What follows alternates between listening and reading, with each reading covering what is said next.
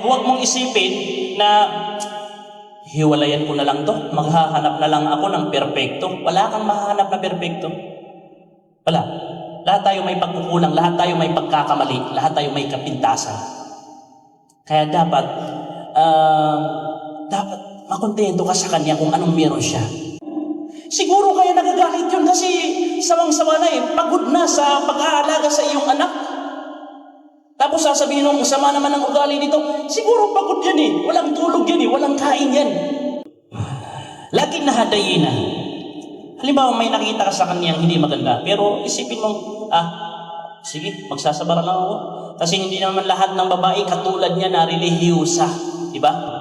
Hindi lahat ng babae katulad niya na napakaganda. So kailangan isipin mo yung mga magagandang meron sa kanya para matakpan yung masamang ginawa o di kay masamang pag-uugali na nakita mo sa kanya. Bilang isang lalaki, sinabi ng Allah subhanahu wa ta'ala, "Ar-rijalu qawwamuna 'ala an-nisa." So, tayo yung qawwam, tayo yung namumuno, leader. Tayo yung nasusunod. Ito yung ayah. At bilang mga kababaihan, dapat niyong tanggapin na ito yung ayah.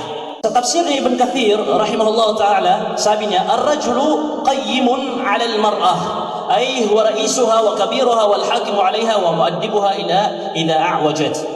Ang lalaki ay siya yung nasusunod at sinusunod ng babae. Pag ang lalaki ang siyang sumusunod sa babae, hindi yan totoong lalaki.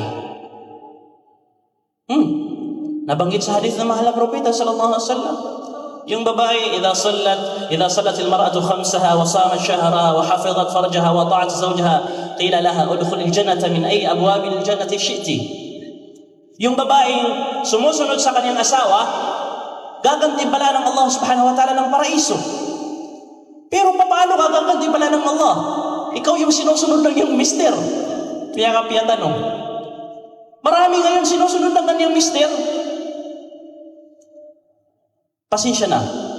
Pero kung makakapag-asawa kayong mga binata, hindi yung siya yung sinusunod, ikaw yung sumusunod, sunod-sunuran ka lang. Hindi yun maganda. Kasi isa kang lalaki, qawwam, qayyim.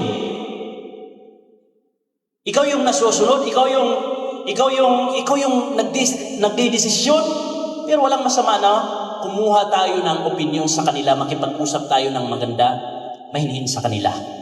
طيب أعطيها حقها من النفقة والكسوة والمسكن قدر استطاعتك فإن أعظم أسباب الطلاق هي التقصير في الحقوق والواجبات. Ibigay mo sa kanya ang kanyang mga karapatan.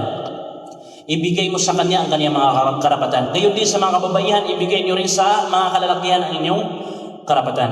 Pero wallahi al-azim, wala kang makikitang isang tao na nakumpleto niya ang lahat ng karapatan ng kanyang partner.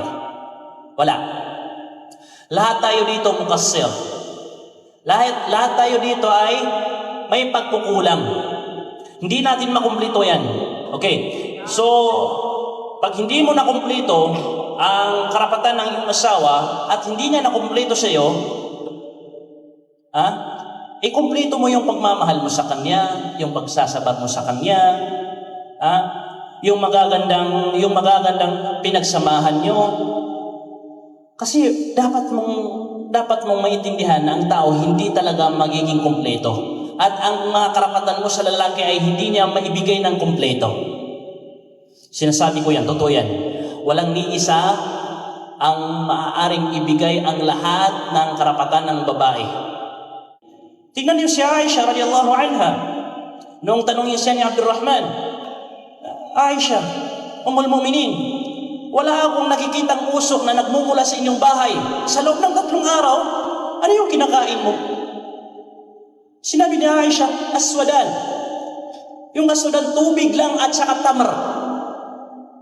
Tubig lang at saka tamar. Asawa yun ng mahal na propeta sallallahu alaihi wasallam.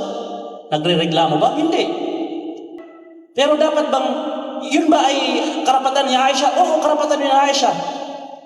Pero hindi nagre-reklamo bagkus ang karapatan mo sa isang tao, pag hindi niya naibigay ng kompleto, kumpleto mo yung pagmamahal mo sa kanya, yung magagandang pinagsamahan nyo, yung pagsasabang mo sa kanya, para mapanatili ang inyong relasyon, insyaallah.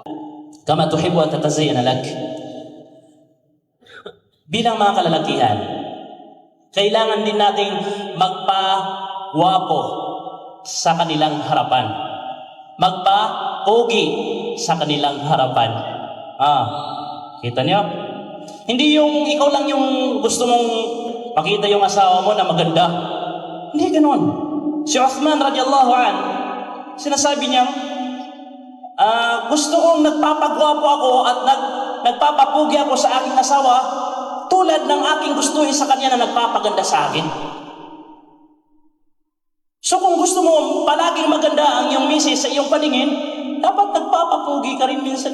Hindi lang minsan nagpapapugi ka sa kanya. Lalo na yung perfume, akitin mo, magpapugi ka sa kanya. Hindi yung, Allahu Akbar, pag natutulog kayo, hindi ka nagtututbrush Subhanallah. Tapos yung asawa mo, may toothbrush na, may make-up na, lahat ginawa, ikaw wala Pasensya na, parang lumalabas na tayo sa limitasyon ng ating topic kasi marami namang binata rito. So, barakallahu fikum wa jazakumullahu khairan.